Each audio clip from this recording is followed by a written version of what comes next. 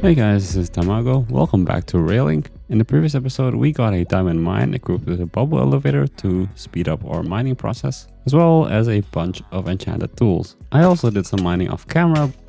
It was a lot of diamonds, but I nearly died.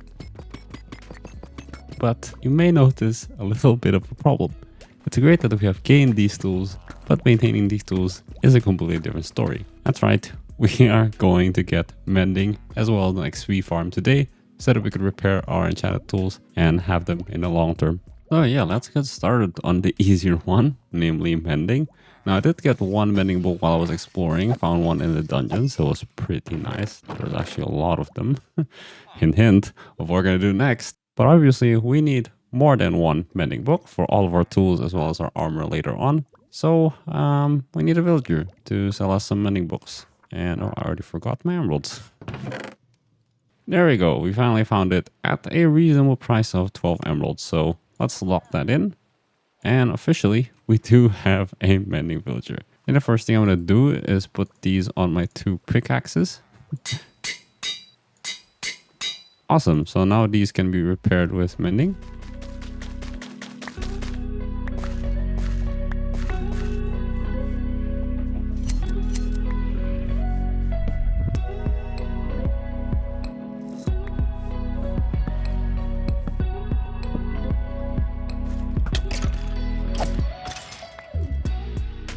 Alright, now having a mending villager is all good and well, but if we don't have the emeralds to trade for it, then it's pretty useless.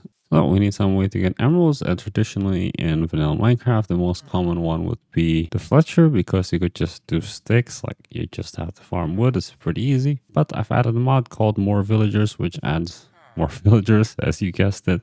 And there are some pretty useful resources you could trade as well. Before that though, you may notice there's a bit of a problem. There is quite a population issue in this village. I've not been very careful to light this place up, nor have I been very careful of sleeping at night. So there's probably some mobs that have killed them. So yeah, today we're going to fix that. First step of that was just relighting some caves nearby. Got a bit carried away, as you can see.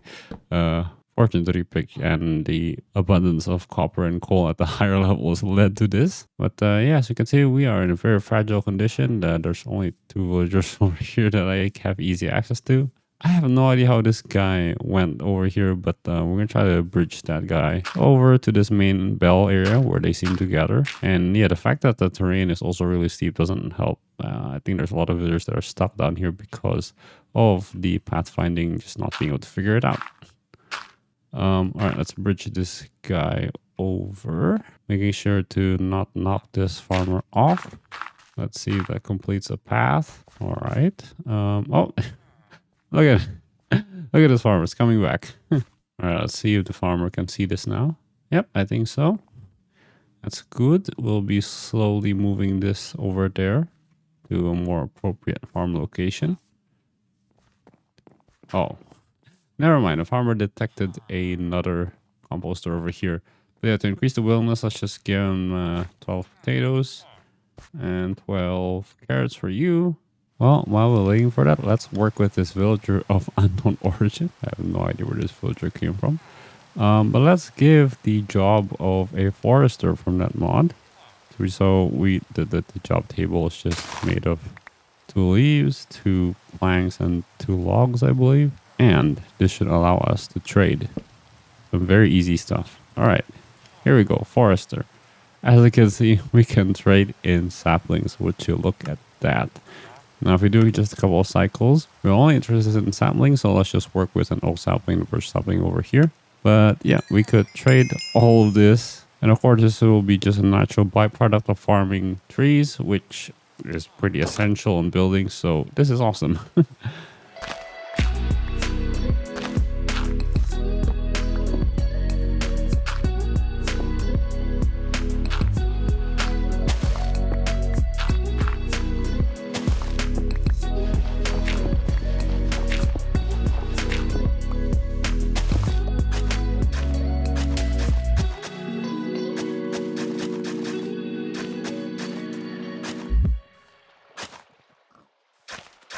All right. Here's some progress. Now I gotta wait forever for this guy to grow. Now while waiting, let's craft the next workstation, which is the gardening table for the florist.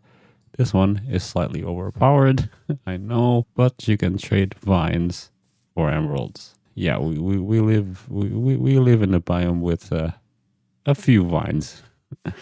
One of the ways to get the florist to level 2 is by trading the 3 flower pots for 1 emerald trade at the level 1 level. Why did I say that? So we do need to smelt plenty of clay. Fortunately, there is a mod over here called Oxidize that I add that adds a copper kiln. It's basically like the blast furnace or the smoker, but for smelting a bunch of, I think, stone related building blocks, such as clay. But as you can see, it smelts brick just a bit faster than a furnace, which is great. I mean, we do have iron furnaces in this pack, but I haven't gotten around to them yet. And it's also aesthetically pleasing, so I'll take that. All right, another villager has arrived. Oh, look at this guy. Which means we can make another table, namely the Fletcher, which is the classic vanilla Minecraft villager to abuse emeralds, basically. Finally, before we get onto the mob farm, we'll come back to this later. We'll make a, what is it called? A mining bench for the miner, which can treat us a deep slate. Deep slate, you heard it right, 4 emeralds, which is awesome. So we're going to place this down over here. But yeah, this is great. As you see before, I built this little staircase up here to connect it to the bell, where they gather. And it seems to have worked. As you can see, the forester is now up here. Well, the last thing I'm going to do before I make the mob spawner is going to hand these guys some more carrots, so that hopefully we'll have enough villagers to fill up all these tables before we come back.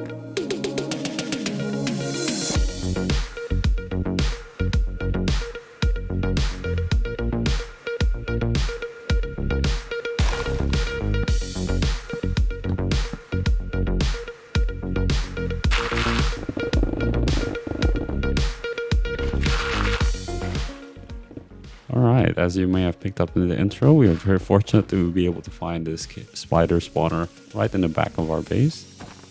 This is just a classic design that happens to be presented by Sheltercraft. And for the decoration, I tried to follow a vanilla style organic feel similar to what we see in the Animal Pen a couple episodes ago. It's still definitely out of my comfort zone, and you could probably still see me retaining some geometric aspects like with the staircase, but I am learning. And jungle wood is also a new type of wood that I typically don't mess with. So yeah, here's the finished build. I did add some finishing touches, like some, transition from the stone cave into this lush cave, I guess. And here is a sign. And I also did remove some of the torches and replace them with lanterns as well as a fire as I deem appropriate, because the torches were quite annoying. This is so much cleaner now. And yeah, of course we have the spider spawn working.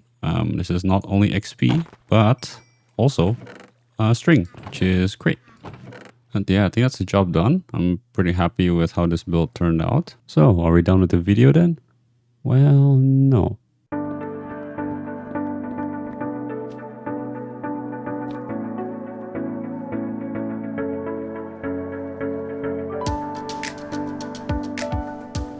So in the beginning, I implicitly promised you that we're going to build a general mob farm. This is because for the sake of completeness, I want to not have to worry about those mob drops ever again in case we ever need them. But yeah, at the moment, I'm just collecting all the materials. I am doing my best to make it look decent. In particular, I want to follow the style that we have been following throughout this whole base. Alright, so here we are. We're going to be following the design by Cubics Creations. Of course, I'm going to try to decorate it. And the very first step is to go up 128 blocks. Now, there is higher ground above here. And I think the purpose is to maximize mob spawns because they don't allow mob spawns down below over here. But I don't want to make it too far from our cave spiders. My spine. But I don't want to make it too far from our spider spawner over here because, I want to group this all into one area. So, to go up quickly, we are going to make a bubble elevator because, ladders are just too slow for that type of height to go up. And we're also going to have to make this an even size. So I'm deciding on 2x2 because in general mob farms have a 2x2 drop, right? And I tried it with a 1x1 and I'm not really sure how to line the odd and even. Okay, so the entrance is going to be on this area over here. We just decorate it with some planks. And to add depth and also for us to, see the outside world while we're doing this, we use stained paints over here, brown to match the color. And over here, we're going to hold off the water with some fence gates because I think that just looks better than signs in this context. And then the leaves are going to be what separates these two chambers, the up and down. Right, so that's basically the basic design. We just have to repeat this 128 blocks up to the sky. Yeah, that's going to be plenty of glass and whatnot. But, well, that's just what we have to do. But to give this some lightning, we'll just place some fences and some lanterns over here. And we're also going to add leaves to this area just to, decorate the outside a bit. So this will be the general look from below. I think this looks okay as an entrance. And up above, we're going to have some open areas where vines can grow down. And I think that'll look pretty cool. It'll look pretty natural and fit with the rest of these areas with all these floating vines.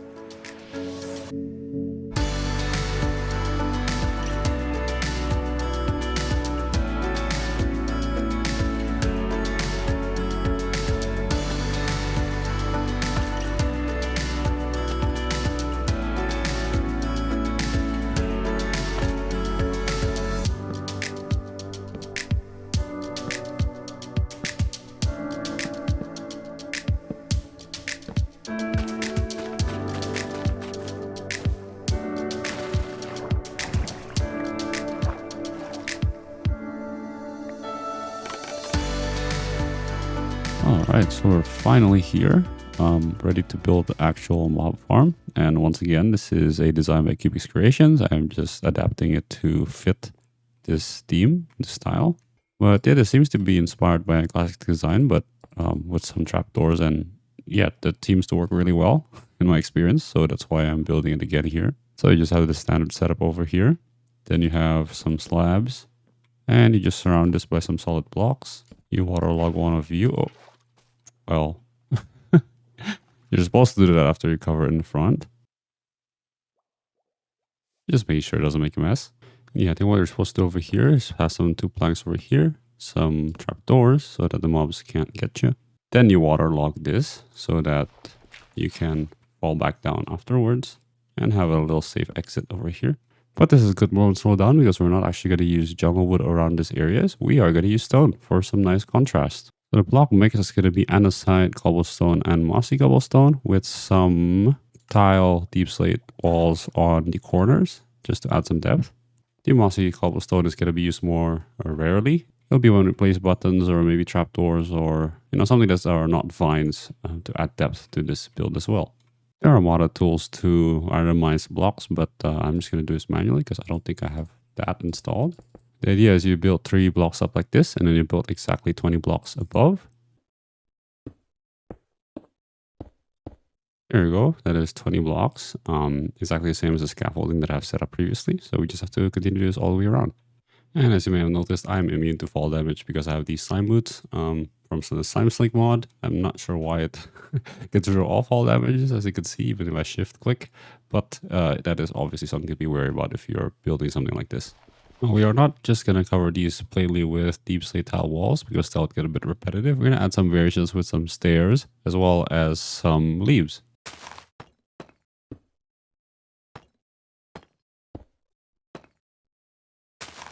There you go. I think that is looking pretty good. But we're going to add some final touches with some vines as well as some buttons and trapdoors.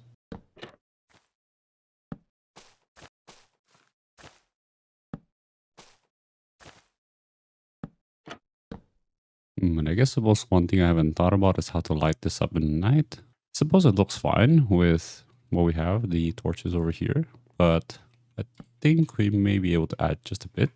I'm surprised I haven't fallen off the edge this whole time. By the way, I am using torches instead of lanterns because I feel like that fits the aesthetic of this build a bit more. This is a bit coarse and rough. Alrighty, that should be enough to light up this tower. Yep. Alright, so I collected some blocks in the new iron mine. I'm not sure if this will be enough or this is way too much, but We'll go with it. So the first instructions by Cubics is to bridge out exactly 7 blocks. So we will do that. Oh, well, it seems like I still need to shift the scaffolding a bit. That is not far away enough.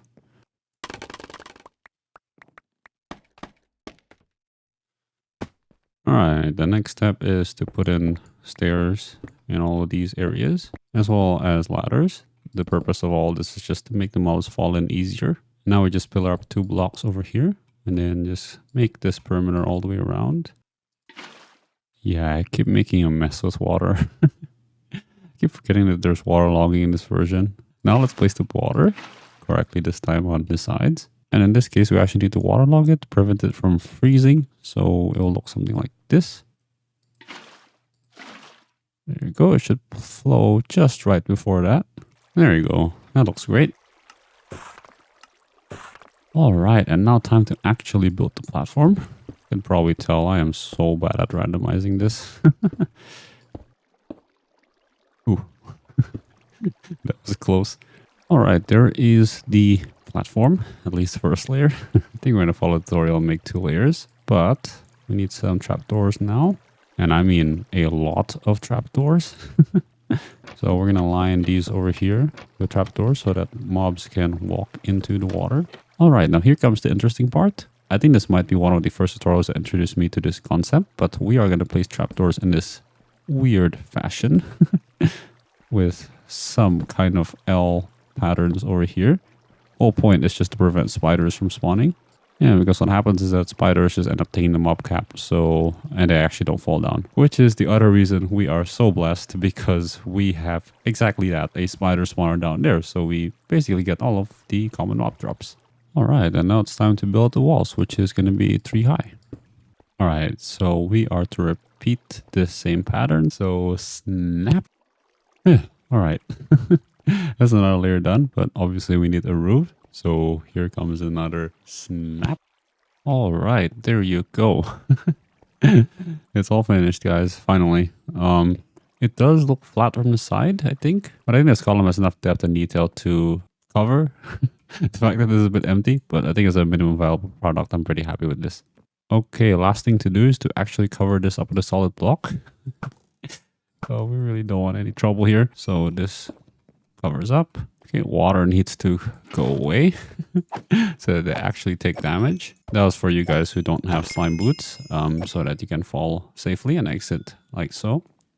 But that is the mob farm done, and as you can see, it's actually working pretty well. I think it's a much better improvement from other mob farms I've found, and that's why I've been using it ever since I found the Cubics' design.